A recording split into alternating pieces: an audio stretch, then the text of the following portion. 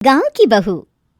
क्या सावित्री, मैंने सुना है कि मालती की बहू ने अपने सास ससुर को घर से निकाल दिया है। अब क्या कहूँ, आजकल की बहुओं का कोई भरोसा नहीं है, कब क्या कर दें। मालती की बहू को देखकर कौन कह सकता था कि वो ऐसी निकलेगी। तू सही कहती है, आजकल की बहुओं को देख मुझे तो बड़ा डर लगता है। कहीं मेरी बहू भी ऐसी निकल गई तो। नहीं, मैं तो गांव की सीधी सादी लड़की से अपने बेटे की शादी करवाऊंगी। इस तरह एक दिन गायत्री अपने बेटे की शादी गांव में रहने वाली मीना नाम की लड़की से करवा देती है। ये लीजिए माँ जी, आपके लिए गर्मा गर्म नाश्ता और चाय। अरे वाह बहू, सच कह रही हूँ, जब से तू इस घर में आई है मुझे तो बड़ा आराम है। तेरे जैसी बहू तो किस्मत वालों को मिलती है। का माँ जी, अब इतनी भी तारीफ मत करिए ना। धीरे धीरे मीना गायत्री की चहेती बन जाती है और मीना भी गायत्री को कभी शिकायत का मौका नहीं देती थी। फिर एक दिन, ये ले बहू, आज मैं बाजार से तेरे लिए साड़ी लाई हूँ।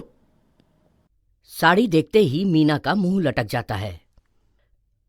का माँ जी, ये भी कोई साड़ी है?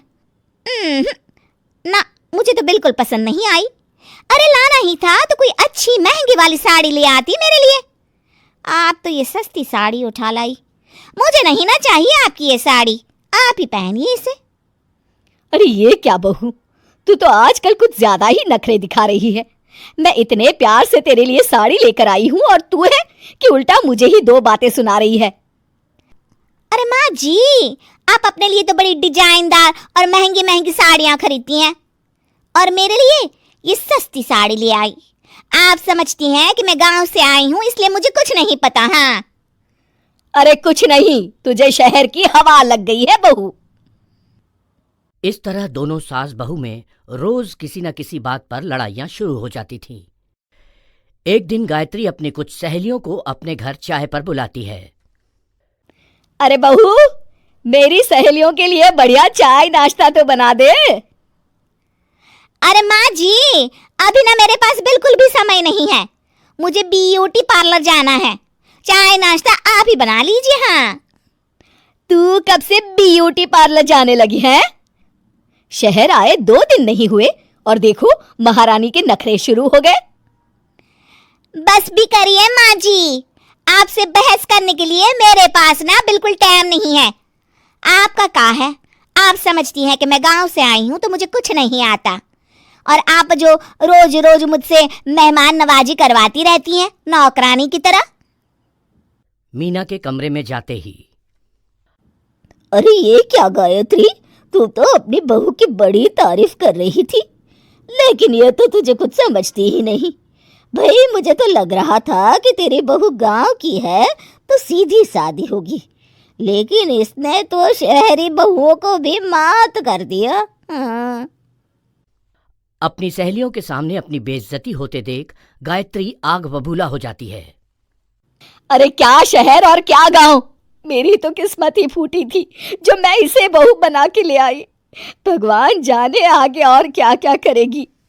अब तो मुझे कुछ ठीक नहीं लगता, तू जरा संभल के रहना, कहीं मालती की तरह तेरा भी हाल बेहाल ना हो जाए। अच्छा, अब हम चलते हैं। अपनी सहेली की बातें सुनकर गायत्री थोड़ी घबरा जाती है। अरे ये सुशीला क्या बोलकर चली गई, कहीं इसकी बात सच ना निकल जाए। दूसरी तरफ मीना सारी बातें सुन लेती है। अगले दिन से गायत्री अपनी बहू से कोई काम करवाने से पहले 10 बार सोचती थी। ज्यादातर काम वो खुद ही कर लेती थी।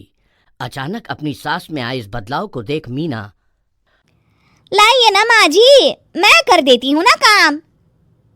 एक बात पूछूं माँ जी, आजकल ना आप बड़ी चुप चुप सी रहती हैं, और अब मुझसे झगड़ना तो दूर, मुझसे खुल के बात तक नहीं करती आप। कुछ नहीं बहू, ऐसे ही।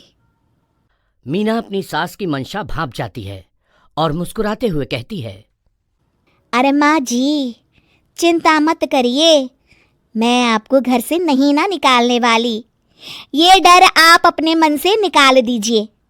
अरे छोटे मोटे झगड़े तो हर घर में होते रहते हैं, चाहे कुछ भी हो जाए, आप मेरी सासू माँ हो। मैं तो जिंदगी भर आपकी सेवा करूंगी माँ जी। अपनी बहू की बातें सुन गायत्री को एक प्रकार का संतोष होता है और उसकी सारी चिंताएं दूर हो जाती है। गायत्री अपनी बहू को गले लगा लेती है। मुझे माफ कर दे बहू, मैं तुझे गलत समझ बैठी थी। कोई बात नहीं माँ जी, ये ना घर घर की कहानी है। हाँ।